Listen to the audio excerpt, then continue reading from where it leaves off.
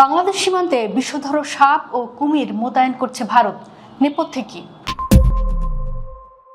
বাংলাদেশ সীমান্তে অনুপ্রবেশ চোরাচালান ঠেকাতে এক নজিরবিহীন ও বিতর্কিত পদক্ষেপ নিতে যাচ্ছে ভারত।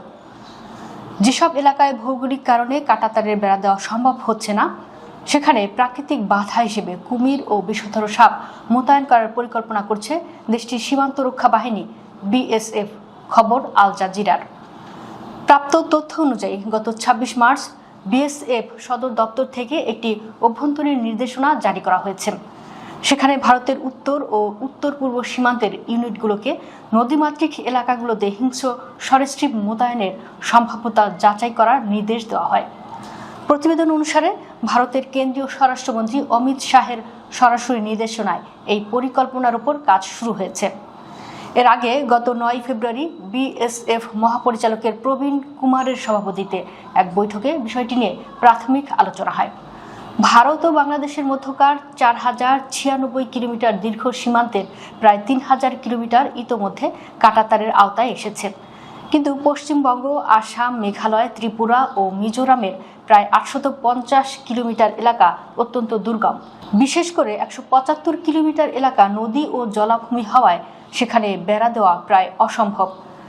বিএসএফ এর দাবি, এই ফাঁকা জায়গাগুলো দিয়েই সবচেয়ে বেশি অনুপ্রবেশ ও অপরাধ সংঘটিত হয়। এদিকে এই পরিকল্পনা জানাজানি হওয়ার পর আন্তর্জাতিক মহলে তীব্র প্রতিক্রিয়া দেখা দিয়েছে। মানবাধিকার কর্মীরা একে বায়োপলিটিক্যাল ভায়োলেন্স বা প্রকৃতির মাধ্যমে মানুষের উপর সহিংসতা হিসেবে দেখছেন। গবেষক অংশুমান চৌধুরী এবং অ্যাক্টিভিস্ট হর্ষ মান্দারের মতে, সাপ বা কুমির কখনো অনুপ্রবেশকারী আর সাধারণ নাগরিকের মধ্যে পার্থক্য করতে পারবে না। এটি মূলত সীমান্ত সংলগ্ন বাঙালি, মুসলিম এবং সংখ্যালঘু জনগোষ্ঠীকে আতঙ্কিত করার একটি অপকৌশল। আইনি প্রক্রিয়ার বদলে প্রাণঘাতী প্রাণীদের মাধ্যমে মানুষকে দমনের এই চেষ্টা চরম নিষ্ঠুরতার বহিঃপ্রকাশ। বন্যপ্রাণী বিশেষজ্ঞরা সতর্ক করে বলেছেন, কুমির বা সাপগুলো যদি ওই অঞ্চলের স্থানীয় না হয় তবে তারা দ্রুত মারা যাবে।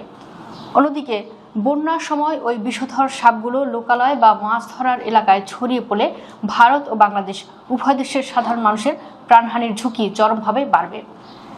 এটি এই অঞ্চলের প্রাকৃতিক ভারসাম্যকেও মারাত্মকভাবে বিঘ্নিত করতে পারে।